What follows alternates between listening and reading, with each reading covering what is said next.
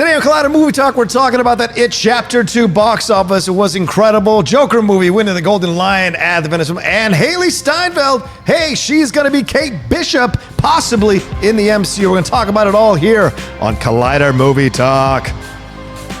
There's the logo.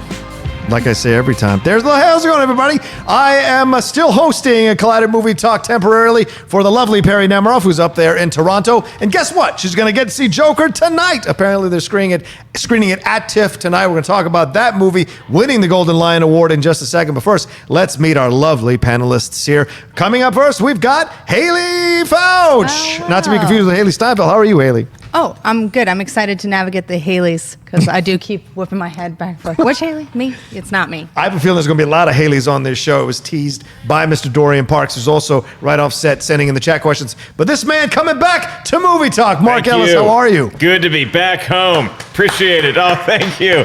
Oh, what a guy. You know, I remember when I was hosting Movie Talk, it was at the Toronto International Film Festival. Now, I'm going to see Angel Has Fallen at $2 theaters, and that's my front runner for Oscar.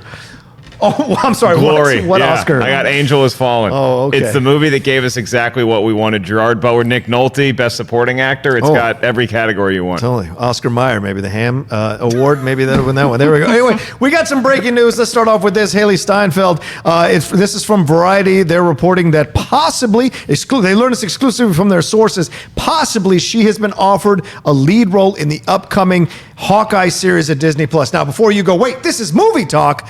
I'm bringing this up because Hailee Steinfeld, if she's going to play Kate Bishop, remember we left off Avengers Endgame, it looked like Hawkeye or Jeremy Renner, who was playing Hawkeye, was done possibly with it because his wife is back, his kids are back, maybe he doesn't want to do this anymore. Who's going to take over? If you watch or you read the Matt Fraction graphic novel, Kate Bishop takes over for Hawkeye. Hailee Steinfeld, Haleigh Foutch. Hayley, give me your opinions on this situation. Do you like this as a possible casting choice? And how soon do you think we'll see Kate Bishop in the MCU with Hailee Steinfeld playing her? Well, going after a name like Hailee Steinfeld, who has become sort of a staple in a lot of franchises and big pictures. She's in everything. She's not just a franchise girl, but she's had a good run lately. Certainly suggests intention to bring her in sooner than later. They didn't go after a TV name, so to speak, although those lines certainly blur more nowadays. Sure. They went after a movie star. I think it's great. She's a movie star. She's wonderful. I love her in Bumblebee. I mean, that's not her deepest acting, but to speak to her ability to work with CGI and action and things like that, I think she's a wonderful pick. Yeah, I think this is why you cast someone like this, don't you, Mark? Because you know she's got a pedigree on film. True Grit being the one that really exploded her, and then she subsequently had other roles. Plus, she's a fantastic singer. So if Hawkeye has a soundtrack, there you go. You got Hailee Steinfeld. And are you excited about this choice? Yeah, nothing as a criminal makes you feel better than an arrow going through your torso as somebody singing something to you. I think that this could be a situation where we see her in an MCU film before we even see Hawkeye on Disney+. Because what a great way to sell your streaming service, as if they need any more arrows in their quiver to be like, oh, look, and by the way, this character that we're introducing here, because we're seeing the same sort of transitional passing of the torch like what we saw with Captain America, and now that's going to be Falcon taking over that mantle. So if you have old Hawkeye passing the mantle to new Hawkeye, I mean, I'm getting Logan vibes. It is really, really cool to see that this mantle is going to be passed, and I think that would be a big selling point for Phase 4 as a film goer, to see a new Hawkeye and one that maybe doesn't have so many punchlines. I know Hawkeye ended up being surviving, which I didn't think he would. And now maybe he settles down with his family after they disappeared for the last 5 years. Sounds like the best 5 years I could ever have with my family. But Hawkeye, I guess he wants to hang out with his kids and his wife, and God bless him for doing it. Now it's Kate's turn. I think you're going to see it sooner rather than later on the big screen. That's a great point. Even think about that, introducing her in one of these films coming up as kind of maybe an extra scene or something like that, and then have that parlayed into the Hawkeye series on Disney+. Makes a lot of sense. If only we had some room after the movie to tease some sort of new character making an appearance. If only we could pioneer that. Somewhere between the beginning and end of the credits, right in there. Don't make them stay for the whole credits, but just make them see a little bit of the people who worked on the movie, and then just something else. I'm spitballing here. I'm probably crazy. I don't know if that would ever work, to be honest with you. Most people leave the theater as soon as the credits I remember getting start, so fed up. X-Men Origins Wolverine, and they had there's a post-credit scene, and I heard about it afterwards. I'm like, Why would they do that to me? Why wouldn't they tell me? Ushers, tell people when there's a post-credit scene. That's true. They should.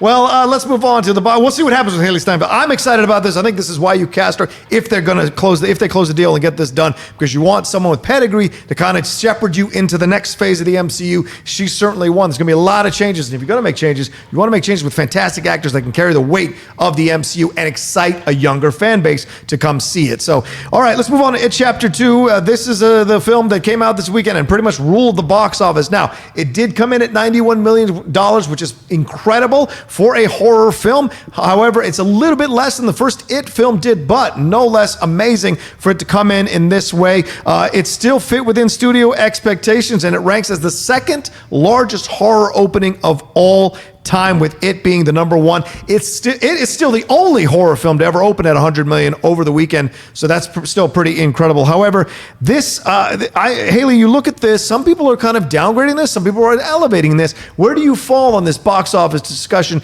Do you think it should be kind of pillared for not getting that 123 million that it did, or should it be celebrated because it did still make $91 million for a sequel to a horror film?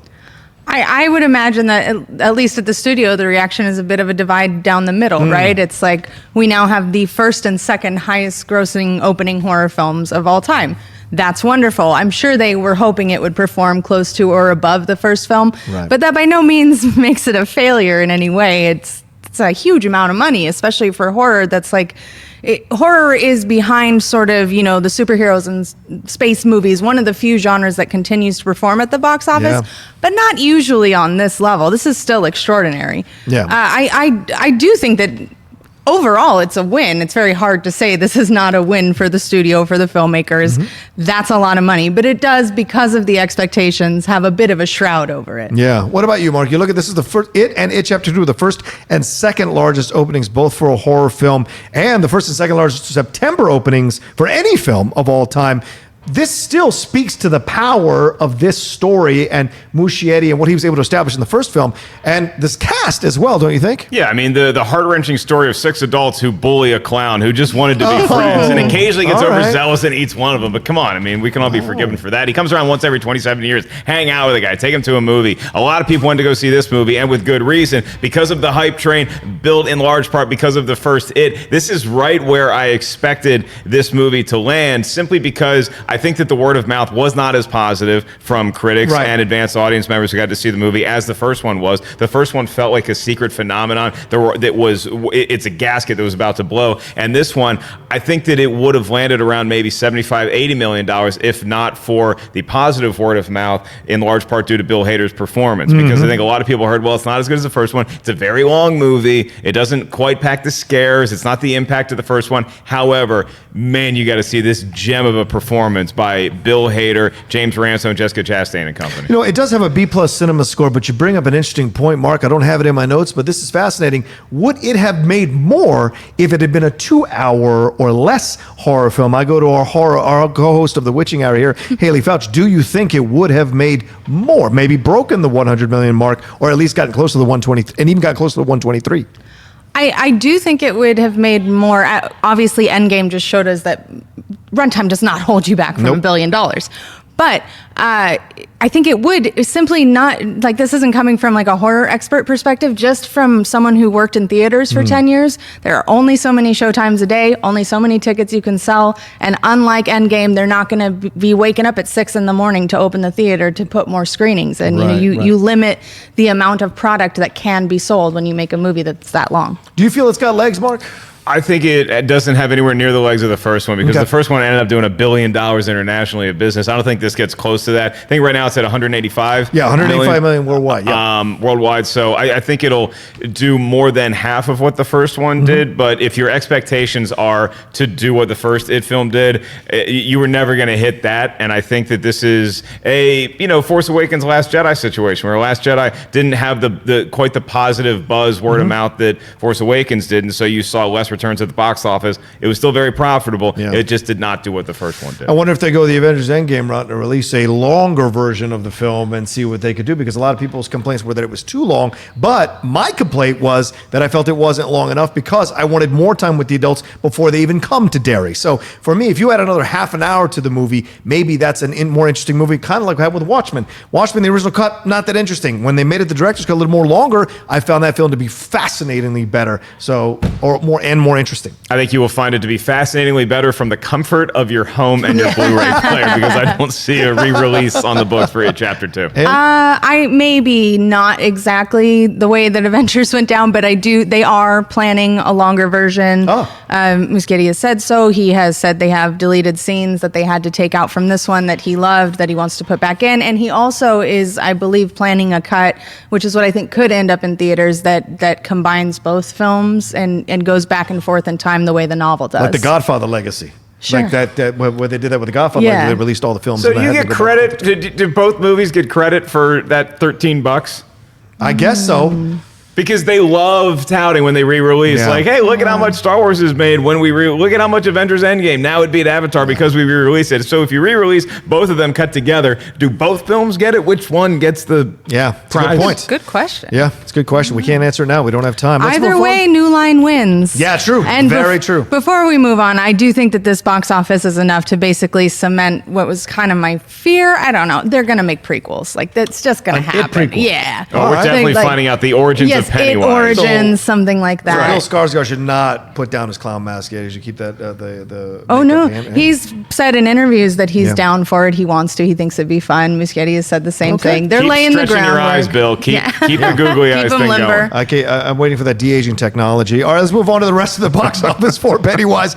Angel Has Fallen came in at second, $85 million less, or $86 million less than It Chapter 2 there. In second place, Good Boys comes in right behind there. That's a good movie. I really enjoyed that one. The Lion King still going, almost, it's insane, $4.3 million. And Fast and Furious presents Hobbs and Shaw. Hobbs and Shaw getting up there at 3.8, just beating out the Christian overcomer, religious overcomer that has been overcoming expectations, certainly. So what film stands out for you that was a bit of a surprise this week? If it isn't any of these top five, is there another film that stands out for you all? Well, you already said it. I just think that the fact that Lion King's still in there at all is insane. That's some Disney magic and or really good marketing. Okay. That's mind blowing. I agree with that. Angel Has Fallen, baby. It made its budget back. It did. Like, I didn't think London Was Fallen was that good, and this did better than London Has Fallen. And it's like, who saw London Has Fallen and was like, man, you know what? I'll give you one more crack at it. Here's $50 million, and I had a blast with Angel Has Fallen. It looks like a movie that you wait until it's available on Redbox, but this thing was fun, and I like when a fun movie like that or Good Boys pays off and audiences go to see it. They reward a good marketing campaign. They reward a movie who sold them the product correctly. We knew what we were getting into with Good Boys. We knew it was kids, but it was going to be foul-mouthed and hilarious. And with Angel Has Fallen, we knew it was going to be a really dumb, fun action movie. Agreed. It's a fantastic film. I love the hell out of that thing. Who knows? And Gerald Butler, I am one of the presidents of that fan club. Oh. I go see everything in the theater he does. I just like him. I think he's charming. I saw Hunter Killer. I saw Geostorm. I go see it all. And Angel Has Fallen was definitely one that I thoroughly enjoyed. I like him. I don't know that I'm going to like devote hours out of my day to forming a fan club.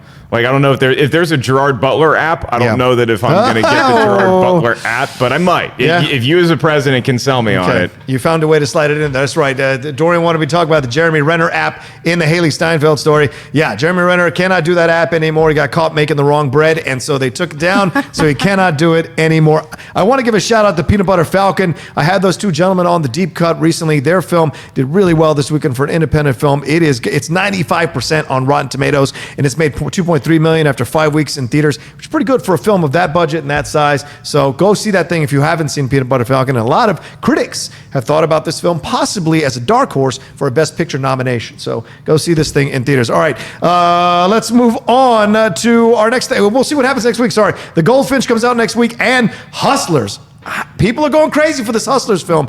I don't know. We'll see. Certainly, I think it was shown at TIFF, and so Yeah. we'll get some reviews. Hustlers, I think, could do big. You think so? business. Agree. Yeah. Hard All right. I think agree. it's going to overtake Goldfinch. Okay, I have a lot. Okay. Next up on the show, we'll be discussing what award Joker just won. That was the Golden Lion over at the Venice Film Festival, and taking your live chat questions. But first, let's talk about some of the other cool programming that's happening here at Collider. And first up is Perry Nemiroff to tell us about the new time for Movie Talk. Hey guys, it's Perry here to let you know that Movie Talk is moving. We've had a great time in this 3 p.m. Pacific slot, but guess what? We want you to start your day with Collider Movie Talk, so we're moving. 9 a.m. Pacific, noon Eastern. It's going to be a lot of fun. You're going to get a longer show with some brand new segments, so tune in starting Monday, September 16th, 9 a.m. Pacific. See you there. All right, join us on September 16th, 9 a.m. Pacific Standard Time, or PT now, Pacific Time, whatever they say Yeah, now. people used to get so mad at me when I say it's 9 a.m. PST, and they're like, you don't need the S. I'm like, did you need to tell me I didn't need the S? Yeah, Can people I just live my life happy? Yeah, troll. People love to troll on Twitter or in real life. That's how they are. But let's move on to the Rule of Two as well. That's another plug here. That's today live at 5 p.m. Mark Fernandez, Mark Riley, breaking down whatever's going on in the world of Star Wars there. And one last thing that was live earlier. That's Collider Sports Time. That's right. Today we recorded a new live show. Me, Mark Ellis, Josh McCouga, talking about first week in NFL. Take it away, Mark. I had nothing better to do on Monday than to complain about the Washington Redskins, really complain about the Masked Singer promos that I saw every 5 seconds, and we covered all of the games that actually meant something with playoff teams, possibly. The Dallas Cowboys, they look good. The Patriots, they look great. And hey, Lamar Jackson did so well that they let RG3 come in and play quarterback, and he scored a touchdown. He did. We'll get to live chat questions after this story as well. So send them in. Dorian's picking them out and send them to me. We'll discuss it all here with the panel. But first, the Joker movie, the much discussed Joker movie that is splitting the internet in half, at least over the weekend it did for me, with people's different takes about this film and what they think might happen, what it stands for, what it symbolizes. They've talked about it a lot, but it just won the Golden Lion Award at the Venice Film Festival, which sparked this uproar of people saying, see, it is a good movie. It might get nominated, and other people going, we don't even need this movie. All these kinds of things going on. Hayley, I go to you as a person who loves controversy and loves wading into it. Hayley courts controversy. Hayley courts controversy all the time. Hayley, you see this thing winning the Golden Lion Award, a comic book movie, and this is not a festival that should be like discounted. Roma won the Golden Lion there last year. The Shape of Water won it there. Brokeback Mountain, The Wrestler, Lost Caution. So this is a festival that does not award their Golden Lion lightly. What did you think about this? Well, I mean, I was surprised because of all the reasons you just said. Venice is, a fancy film festival. I agree. I would not be surprised, to see that happen at Fantastic Fest or Fantasia or something like that. But that's a statement that puts a brand on the film now that says awards season, here we come. That was already getting out there from the reactions, but now they have an official logo to put on their posters that says we too are a fancy film. So that's cool. I mean, it's gonna, like you said, it's gonna be a conversation, but definitely this does change the trajectory of that conversation now. Yeah. What do you think, Mark? Does this excite you for the film, first off? And second of all, do you believe that this thing will be nominated and possibly win Best Picture next year at the Oscars? It means that it was a well-made movie, and I enjoy watching well-made movies. I am a fan of comic book films, and this, although it's trying to separate itself from that material, I do want to see what Joaquin Phoenix does with that character. I'm actually more excited to see this film based on Robert De Niro's talk show host character than I am anything that the Joker's doing, just because I think it's such a funny lineage from him being Rupert Pupkin, kidnapping Jerry Lewis, and now he finally gets to host a late-night talk show. However, what's the date today? Is it November? It's September. Oh, it's September.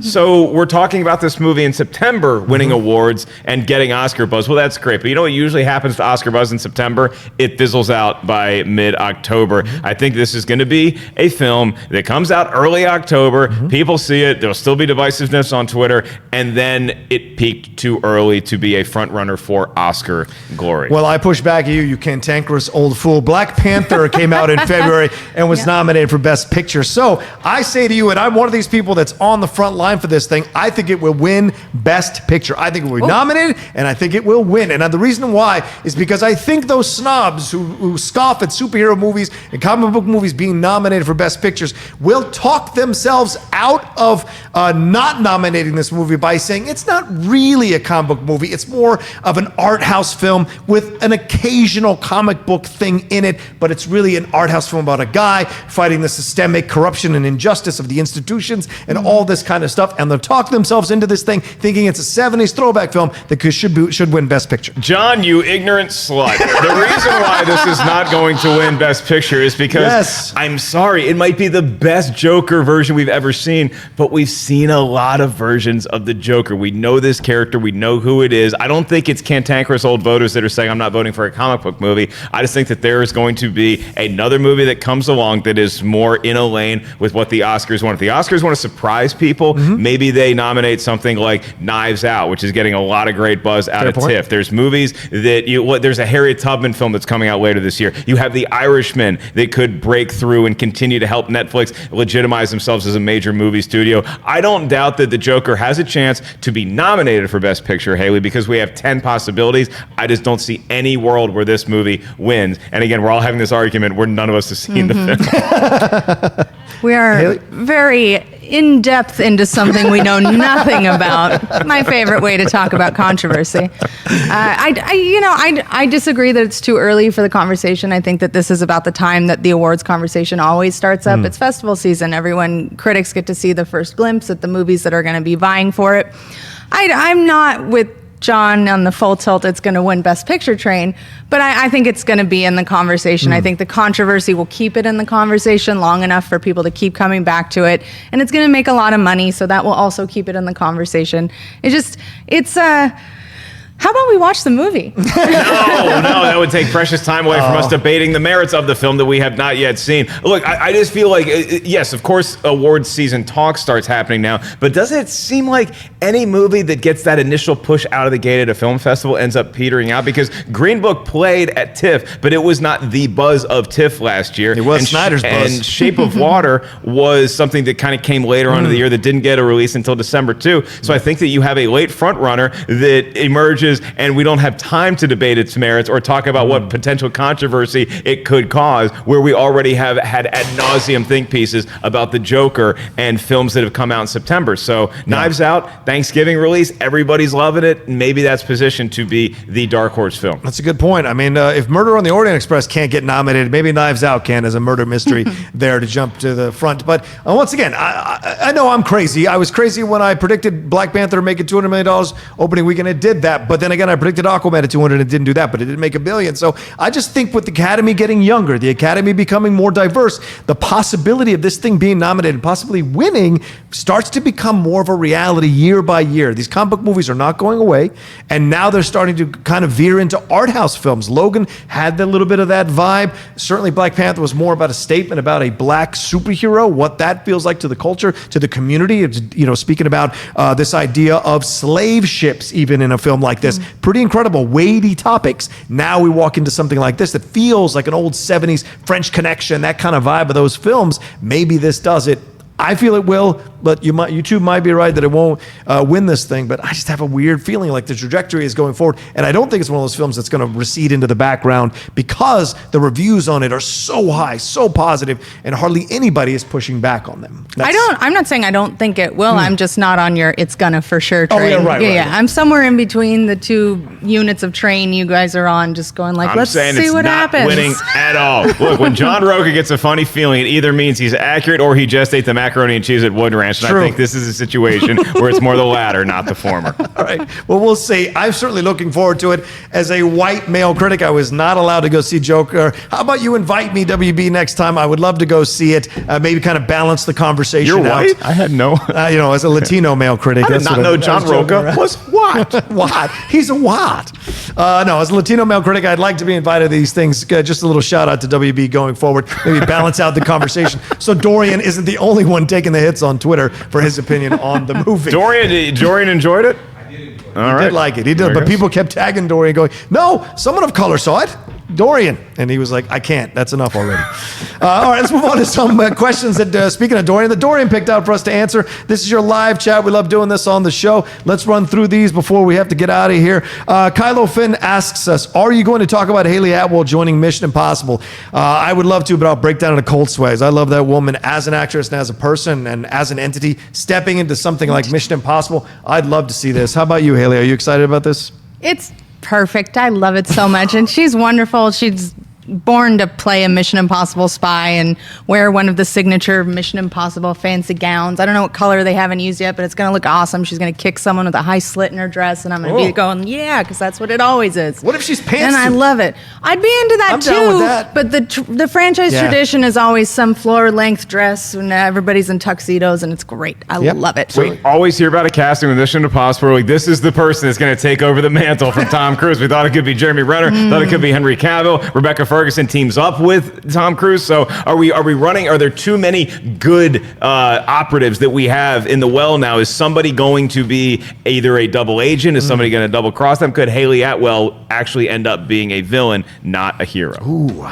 she could go the Henry Cavill route. There's a lot of moles. It was perfect. A lot of moles. I just want to see if she can top this. I just want to see if she can. Yeah, Henry Cavill. The gun She flex. could flex the guns pretty well. I feel confident about it. Yeah. She has, there's like this, I don't know, quality to the Mission Impossible films that she, as soon as I read the headline, is like, that's a match made in heaven. Yep. It's a perfect casting, and I would love to believe that she's going to take over the mantle from Cruise, but I don't see that happening because he will never stop, Mark. Yeah, just He will stop doing never your own stop. stunts, Tommy, for the love of God. No, we like don't. You. They look Don't you dare. amazing. Don't you dare. We're not going to know the difference, Tom. We're not going to know. Maybe Hard you won't. disagree. Yeah, You hard to- always yeah. know the difference in an You're action outvoted scene. on that show. On this show. I will fight you. That's right. See? Okay, look, just keep yourself alive long enough to finish Top Gun Maverick, okay? Oh, yeah. Stop flying planes. Fair enough.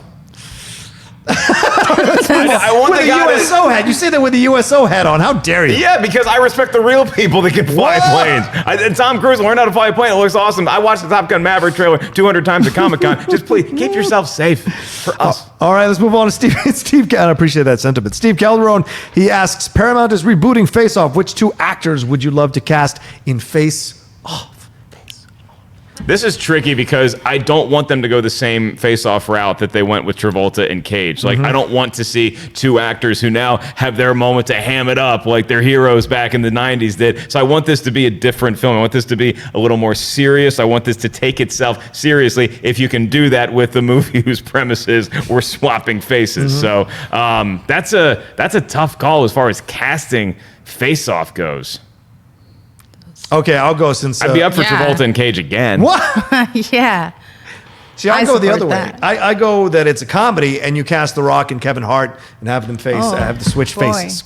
Do the Face app. Use the Face app. A face app. Low stakes on Low that stakes. one. I could see that very much happening. Okay. It wouldn't be my preference. I don't know. There's something so studio about that, and it was a studio film, Yep. but it's a really deliciously weird and just self goofiness that I would like to see. And those guys are so aware of how goofy they're being. I like the earnestness of it. You can't recapture that. So that's a tall order. I am not a casting person for a very good reason because I cannot think of anything except to say no to your idea. All right, yeah, I'm also going to That's nix fair. Rocha's idea. Here's mine. You need people who can play off each other well, who have somewhat similar facial structures, similar heights. So I am going to take, you need an action hard ass, okay? So I'm going to take Jason Statham. Okay. And then you need somebody who's got some comedic chops who could start out as a villain. So I'm taking Jason Statham and Simon Pegg. Swap their faces. Oh. Okay. A lot of comedic value would ensue there, but they don't Okay. have to necessarily overham it up. I'm going to take Margot Robbie and Jamie Presley. Ooh, that's good. That's like, I mean, they're almost the same face anyway. It I would be see. believable. People would accept it. So I'm just saying, throwing it out And there. I'm just inspired by it right now. So Bill Hader and James Ransone, they had great chemistry, and they're a couple weird That little would be dudes. I great. like it. How about Pennywise and Ronald McDonald? Greenlit. because Pennywise would look like McDonald, so the kids trust him, but he's not giving you McNuggets, he's giving you death. What about Thanos and Grimace? Thanos and Grimace could work too, right? Thanos and Grimace. I am inevitable. All right, let's see here. Let's see what do we got here. Jonathan Peck, in honor of his birthday, what is the funniest moment in an Adam Sandler movie?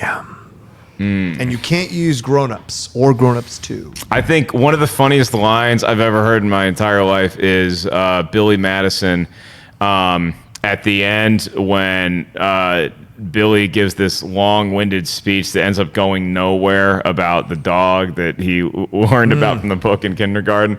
And I think it's played by, is it Tim Hurley? I can't remember who plays the character, but he says, "We are all now dumber for having heard what you said." And I just love that concept. You can be made stupider by somebody else's idiocy. So I'm either going to go that or Norm Macdonald's line at the beginning of Billy Madison when he's laughing because they lit poop on fire. And he said, "This is the greatest day of my life." Hayley, do you have a funny line from an Adam Sandler movie? I'm not the biggest Sandler stan. Oh. Sorry, guys. I don't know about the funniest line, but one of my favorite moments is his breakdown performance in The Wedding Singer. Yes. Which is That's classic. what I was going to say. Nice. When he just kind of just loses his mind. Absolutely. And I will take any line in 50 First Dates when he's talking to the German trainer of the walrus, because those lines are just hilarious to me, and everything he says to her, it's very funny. All right. Happy birthday, Jonathan Peck, from everyone here at Collider Movie Talk. Oh, it's his birthday too? It is. Oh, It is. happy Good. birthday. Happy birthday, bud. Two. Who else's birthday is it? Adam Sandler's birthday. Oh, is it today? I didn't know that. All right. Maybe that's what Jonathan Peck meant. Oh, that's in honor of his birthday. Oh, I thought it was Jonathan's You know what, Jonathan? birthday. When your birthday rolls around, this is your happy birthday. You know, John. There you go. Dorian writes these. I can't read them half the time. All right, J. Scott, for real. We'll end this one with It Chapter 2, including a cameo from The Shining. Do you think Dr. Sleep might continue the trend with other Stephen King Easter eggs? Hailee Foutch. Oh, I hope not. I didn't like the Shining reference in it at all. I just like it breaks your suspension of disbelief so much that it pulls you immediately out of whatever scene you're in, unless the film is itself meta in some way. And Dr. Sleep is already towing such a tricky line between King's version of the story, between the film's version of the story, between blending those two completely different stories into the sequel that King wrote like 3 decades later. Right. I don't think it needs any more confusion, but I just don't like that stuff. And I know some people really enjoyed that reference. Yeah. What was the Stephen King movie that Idris Elba and Matthew McConaughey, the Dark Tower? Yeah. Oh. So Dark Tower had a lot of Stephen King nods to it, and I think that film had those because it needed that. It needed us to be like, "Oh, wasn't that good?" But did you see that? You didn't need that in It Chapter 2. I don't think you're going to see anything like that in Dr. Sleep. I think this is going to take itself very, very seriously, and I'm looking forward to Dr. Sleep. Did you not like the Shining mention more or the Stephen King cameo? Because I like the Stephen King cameo. I That like was a lot that. of fun. Okay, spoilers, yeah. The guy makes a cameo in the movie. He's not like... Yeah, I You're going to guess see Stephen King in the movie, or maybe you won't. I was pro cameo, anti that specific one Shining reference. I agree with her. I was pro cameo. That cameo could have gone on 20 minutes. I would Yeah. not have cared. Yeah. I loved his accent. I loved the way it was meta and the jokes making within it. I loved that. I don't want to see it in the Dr. Sleep either, unless we're creating a Kingverse and that's leading to another movie that could be connected to Dr. Sleep, then okay, make a reference to it. But Easter eggs are designed to be winks to the fans. Yeah. And when you're dealing with a serious movie like Dr. Sleep, I don't want nods or cute winks at all. What to other take me out of existing it. Stephen King property do you think best connects to The Shining and fits in that world?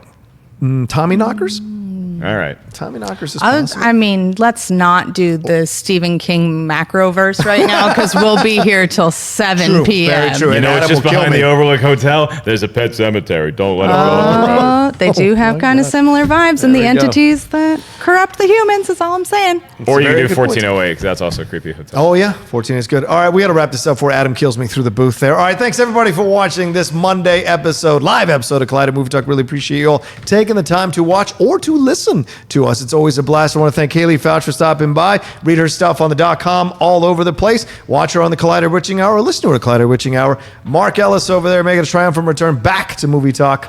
Comedy Store Thursday. Get your tickets right now on my pinned tweet. Thursday night, the world famous Comedy Store. Lots of special guests popping in. Maybe one day I'll be in the Witching Hour. Oh, no, wait, I won't be invited because I thought the first Ouija movie was good. Oh. I like the first Ooh, Ouija. that's a hot take. Yeah, I know. I promote controversy, as John was quick to point out. So stop on by. Let's talk Ouija for an hour. Nice. All right, I'm in on the witching hour. There you go. Done and done. That's Back to how it you, happens. John. We bring them all together. You can follow me at The Rocha Says on Twitter and Instagram. Thanks, everybody, for watching. Again, thanks to Adam Smith in the booth. Thanks to Dorian Parks for the chat. And we'll talk to you tomorrow with a new episode live at 3 p.m. PT of Movie Talk.